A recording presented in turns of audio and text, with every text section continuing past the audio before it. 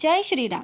आजच्या व्हिडिओमध्ये आपण हनुमान जयंतीचे व्रत कसे ते पाहणार आहोत. हनुमान जयंती हे व्रत आहे ज्या पंचांगाच्या आधाराने या व्रताचा निर्णय घेतला जातो. त्यापैकी काहींच्या मते हनुमान जन्मतिथी अश्विन चतुर्दशी आहे, तर काहींच्या मते ती चैत्र शुक्ल पौर्णिमा आहे. कोणत्याही देवतेची जन्मतिथी ही एकच असते, फक्त हनुमानाच्याच बाबतीत असे दुमत आहे. हे याचे एक वैशिष्ट्य होय. याविषयीच्या ग्रंथात दोन्ही तिथींचे उल्लेख आहेत, परंतु त्यामधील आशयात फरक आहे. पहिला दिवस जन्मदिवस म्हणून व दुसरा विजयाभिनंदनाचा महोत्सव दिवस सांगितलेला आहे.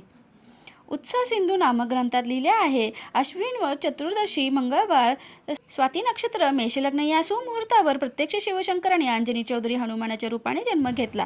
व्रतरत्नाकरमध्ये हे असेच म्हटले आहे की अश्विन व भूततिथीला मंगळवारी रात्री अंजनी चौधरी हनुमानाचा जन्म झाला. पूर्वोक्त ग्रंथात स्वाती नक्षत्र व मेषलग्न हे अतिरिक्त उल्लेख आहेत, परंतु कार्तिक पौर्णिमेस कृतिका नक्षत्र असल्यामुळे व चतुर्दशीला चित्रा किंवा स्वाती नक्षत्र असेल ही गोष्ट संभवनीय नाही. याच्या उलट हनुमधू पासना कल्पद्रुम नामक ग्रंथात हा एका महाविद्वान पंडितांनी लिहिलेला संकलन ग्रंथ आहे. चैत्र शुक्ल पौर्णिमेला मंगळवारी मुंज गवती मेखला असलेल्या कौपिन वस्त्रधारी आणि यज्ञोपवीत धारण केलेल्या हनुमानाचा जन्म झाला असा उल्लेख आहे. त्याचबरोबर असेही लिहिले आहे की यज्ञप्रसाद म्हणून कैकेयीला मिळालेल्या पिंडीचा अंश घारीमार्फत अंजनीला मिळाला व तो भक्षण केल्यामुळे तिच्या उदरी हनुमंताचा जन्म झाला. हा भाग असंबंध वाटतो, कारण स्कंदादी पुराणातील अनेक कथांवरून असे दिसते की हनुमानाचा जन्म रामाच्या बऱ्याच अगोदर झाला असला पाहिजे. रामचरित्राच्या संशोधनाच्या दृष्टीने वाल्मिकी रामायण अधिक मान्य समजले जाते. रामायणाच्या किष्किंधा कांडाच्या 66व्या स्वर्गात हनुमान जन्मकथा आहे. त्यावरून एक गोष्ट कळून येते की अंजनीच्या उदरी हनुमानाचा जन्म झाला. जन्म पावता क्षुधाग्रस्त असलेल्या हनुमंताने आकाशात झेप घेतली आणि उगवता सूर्य हे एक पक्व फळ आहे असे समजून त्याकडे उड्डाण केले.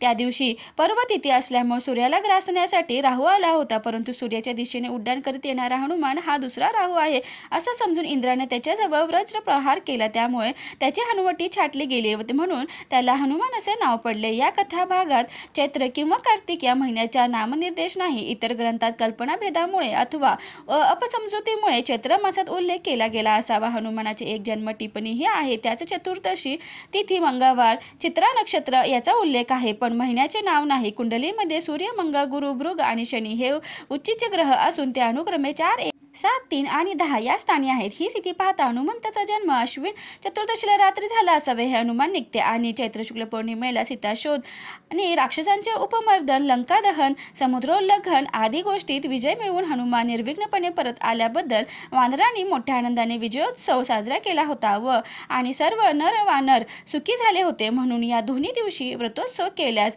अधिकस्य अधिक फलम.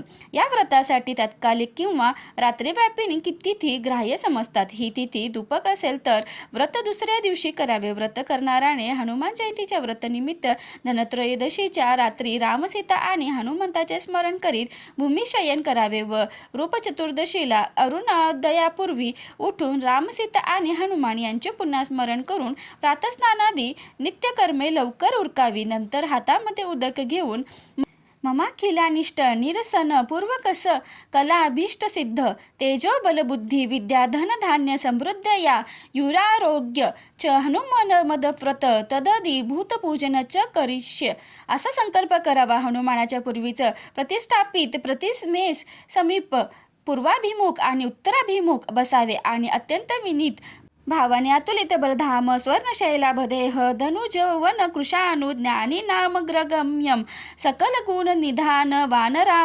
नामधीश रघुपती वरदूत वातजात नमामी अशी प्रार्थना करावी आणि यथाविधी षोडोपचार पूजा करावी. स्नानासाठी जवळ उपलब्ध असेल तर नदीचे पाणी घ्यावे, नाही तर श्रीजल मिश्रित विहिरीचे पाणी घ्यावे. वस्त्र म्हणून लाल कौपिन किंवा पितांबर, गंध म्हणून केशर मिश्रित चंदन घ्यावे. मुंज गवताचे यज्ञोपवीत अर्पण करावे. फुले म्हणून शतपत्रे, केवड्याची पाने, कण्हेरी किंवा अन्य पिवळी फुले घ्यावी. धूप म्हणून अगरू, तगर आदी घ्यावा.